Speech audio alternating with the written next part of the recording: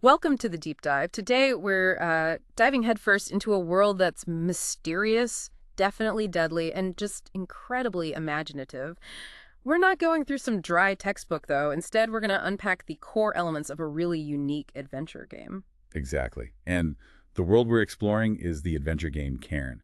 Our mission today is to figure out what makes it tick. Yeah. How are characters shaped by their journeys? What are these strange realms they live in? And what are the rules that govern, well, both success and serious peril? Right. And to do that, we're drawing straight from the source, the game's player's guide and the warden's guide. That's what Karen calls its GM handbook, the warden's guide. So let's get into our deep dive on Cairn and find out what really makes it special for you. Okay, so at its core, Cairn is really all about adventure. The focus is exploring this dark, kind of enigmatic region they call the Wood. It's a place just teeming with strange folk, hidden treasures, and, well, some truly unspeakable monsters. Yeah, and what jumps out immediately are its core principles. Character generation, for example, is quick. It's random. You often step into the shoes of someone totally unexpected with a, unique story already baked in. The adventures themselves feel tense. They reward being clever rather than just hacking things apart. And combat, they describe it as frantic and deadly. Puts you right on edge. Deadly is definitely the word. And this is where the combat mechanics get particularly intense. See, unlike a lot of games where you roll to see if you hit, in Cairn, attacks just automatically connect. Right. The attacker simply rolls their weapon damage, subtract the target's armor value, and boom, that's the damage. No messing around with attack rolls. Straight to the consequences. In the system, it feels brutal, but it's not just about being hard, is it? It seems like it forces you to really think about survival, prioritize avoiding fights, maybe. Absolutely. It pushes you towards non-combat solutions. Every single encounter becomes this high-stakes gamble. Retreat is often the smartest move. It really highlights how fragile your character is in this dangerous world. So what happens if you do take damage? You mentioned hit points, or HP. What if they hit 0 exactly? Okay, yeah, if your HP hits exactly 0, you don't just, pass out. Yeah. You have to immediately consult the scars table. Mm-hmm. And that can leave your character with some very real, lasting effects. Physical, psychological, you name it. Wow. Okay, so hitting 0 isn't even the worst outcome. What if you take more damage than you have HP left? Say you have 2 HP and take 5 damage. Ah, right. If your HP drops below 0, so in your example, that's 3 points below 0, that excess damage gets subtracted directly from your strength score. Oh, from your actual strength stat. Yep. And then Yeah. you have to make a strength saving throw using your new lower strength. If you fail that save, Yeah. well, your character's critically wounded. They can barely move, maybe just crawl weakly. They're in mortal danger. They'll die within the hour unless someone helps them, stabilizes them. And for NPCs, monsters. Generally, if they fail that save, they're just considered dead. Done. It makes every single hit just terrifying. You really have to weigh every action. Given how deadly this wood sounds, you kind of wonder what sort of people actually brave it. Which brings us to how Cairn builds its adventurers. Because they're definitely not your standard heroes, are they? Not at all. Your background isn't just some flavor text you pick. It's absolutely central. It shapes your knowledge, your skills, how you connect to the setting. It tells a unique story right from the start through your gear and your history. And these origins can be really surprising, right? They often come with these unique quirks. Oh, definitely. Take the Aurifex, an artisan dealing with arcane stuff. Yeah. A botched experiment means they can literally sniff out gold like a pig finds truffles. Seriously? Yeah. But the catch is, they need to take snuff every day to sort of dampen this sense, otherwise they become deprived. Which is a game mechanic, basically means you suffer penalties because you're lacking something essential. These are like a needle knife and protective gloves. That's wild. What about others? Well, there's the Bone Keeper. They're like shepherds for the dead, listening to their final whispers. One possible backstory is they got a mortal wound from a revenant they accidentally freed. Now they're a pariah. But the twist. They don't need air or food anymore, still feel pain, can still die, mind you. And the dead see them as one of their own.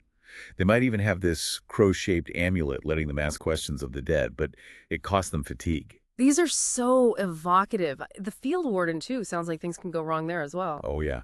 One field warden backstory could literally be that they became a werewolf after what they thought was just a wolf attack. They get boosts, more HP, strength, natural weapons like claws and a bite. They can turn at will. But there's the catch, right? Always. Yeah. They need to make a willpower save to turn back into human form. It shows how your past isn't just backstory, it's active. It gives powers, sure, but also real burdens. Your strengths often come from trauma in this game, which is, a powerful narrative driver for you. And this focus on background shapes practical things too, like carrying stuff. Exactly. It even extends to inventory. You have 10 slots total, but carrying more than 4 items comfortably is tough without help. So starting gear like a backpack holds 6 slots, or thinking about getting carts, horses, mules, even hirelings. That becomes really important if you plan on going deep into the wood. Okay, that makes sense. Their past really defines them. But if it's not about killing monsters for XP, how do characters actually, grow? How do they change? That's a great question, and it leads us to Cairn's growth system, which is pretty unique. Characters don't get rewarded in the traditional RPG way, like kill 10 goblins, gain a level, no experience points. Instead, you transform based on your specific experiences, these really profound interactions you have with the game world itself. So growth is triggered by what?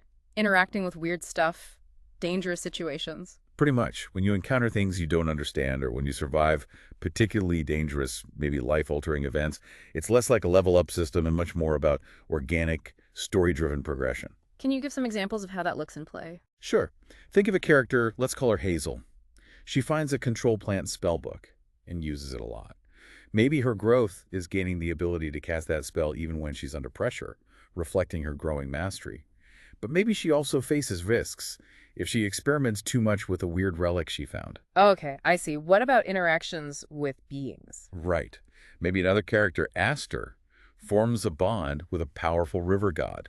Her growth, she literally sprouts skills, changing her physiology completely based on that interaction. Wow. And factions. You mentioned factions earlier. Yeah, factions play a big role. Let's say Rui joins the Order of the Helm.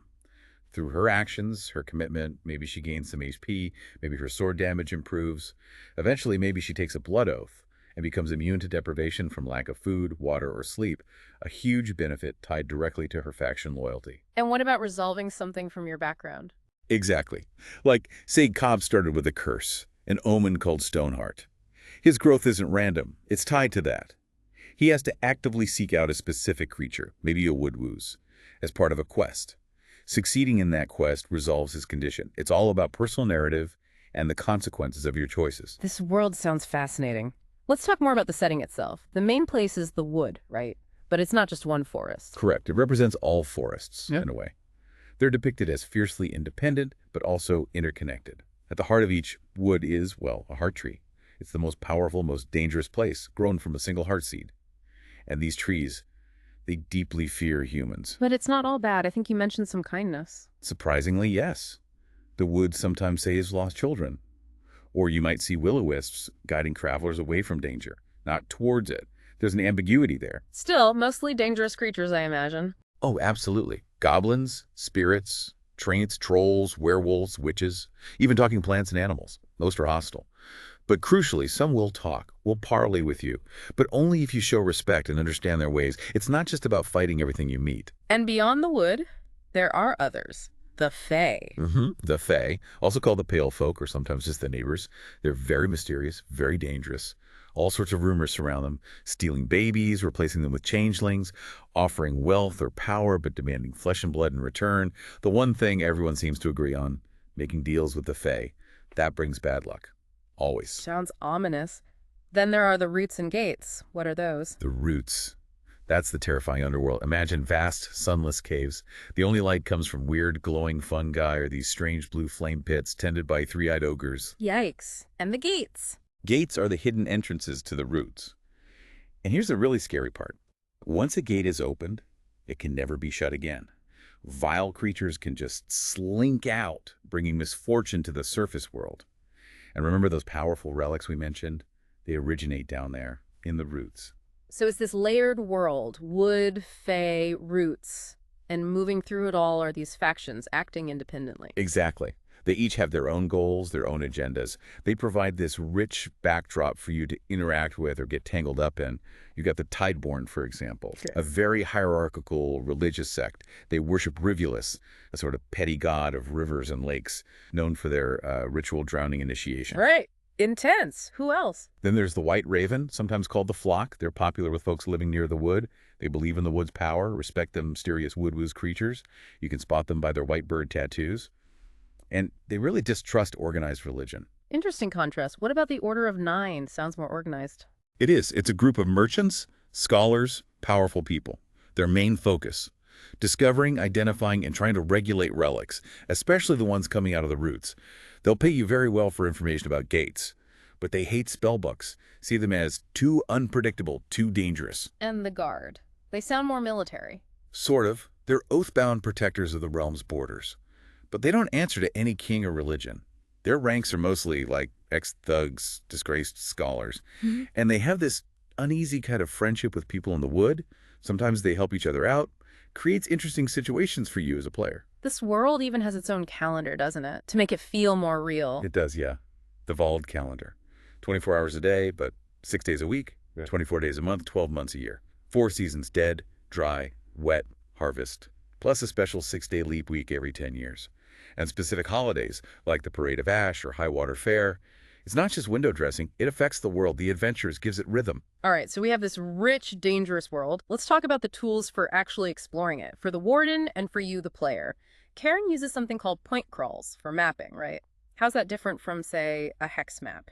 Good question. Hex crawls are grid-based, right? You explore square by square. Point crawls are different. They focus on defined routes between specific points of interest, maybe waypoints, interesting curiosities, monster lairs, or full dungeons.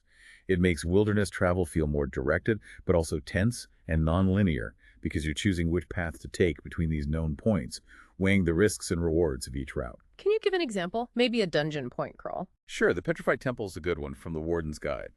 Built by some fanatical cult. It's literally split down the middle by the conflicting rituals of 2 factions inside the Crimson Path and the Azure Legion. They're both fighting over a lost relic called the Wood Turn, this white rod that, well, petrifies plants. So as you explore, moving between points on the map, you might enter the dining hall point, where it smells strongly of root vegetables and cloves. Or the Fractured Hall point, which is filled with smoke and illusions. Each point has its own description and counters connections. And for exploring the wood itself, forest crawls. Same principle. You might find a point like the disease campsite, everything's petrified, but there's weird flora that yields a healing salve. Or maybe you find the Amber Grave point. It's a dangerous sap trap, but there's a ghost trapped in the amber. Shattering it might resolve a character's deprived condition, a unique solution tied to exploration. Or even Anglist's Chicken Hunt. Yeah, a shelter on literal chicken legs. Killing animals nearby might turn you to stone. And inside, there's a flying barrel. Just bizarre, unexpected stuff linked to specific locations. This ties into how the Warden gives out information, doesn't it? There aren't really skills for perception or investigation. Exactly. There are no explicit mechanics like rolling perception or investigation checks. The expectation is on the Warden. The Warden should provide maximal sensory information. What do you see, hear, smell, touch? Details about objects, people, dangers, anything interactive. The goal is to give you, the player, real agency based on the information you have. Your choices matter, and the consequences, good or bad, feel earned because you decided based on what your character perceived. Okay, let's talk about the cool stuff you can find. Magical artifacts. There are relics. Right. Relics are ancient, powerful objects. They come from the roots, and humans can't make them. For instance, there's the blade called Hope. It glows in darkness, pretty standard, but it also gets an enhanced attack bonus when used in direct sunlight. Or Parliament's Promise, this is an owl head helmet. It grants dark vision, great, but the wearer completely loses the ability to speak normally. They can only coo like an owl. Ah! Okay, that's a trade-off. So relics have these quirks. What about spellbooks? Spellbooks are different. Magic literally in book form. Each one is unique, with its own effects and, yeah, quirks too. Think about Mirror Walk. You find this book, learn the spell. Now, mirror can become a gateway to another mirror you look into earlier that day. Imagine the possibilities. Wow. Yeah. Any others? There's Miniaturize, shrinks a creature down to mouse size. Or Manse makes a sturdy, fully furnished cottage just appear out of nowhere for several hours. Instant safe house. And then there's stuff like X-ray vision. Lets you see through walls, which sounds amazing, but maybe comes with side effects like your hair falling out. The magic is powerful, but definitely unpredictable. Wild. And finally, the monsters. You said they're more than just bags of HP. Much more. What's really fascinating is that they often have unique abilities, and, crucially, they don't always follow the same rules that player characters do. How so? Like what? Well, think about how you deal with them. A basilisk can literally petrify you with its gaze. The only antidote. You got to get it from its gizzard. That changes how you approach that fight, doesn't it? Definitely makes you want to avoid eye contact. Right. Or rust monsters. They feed on iron.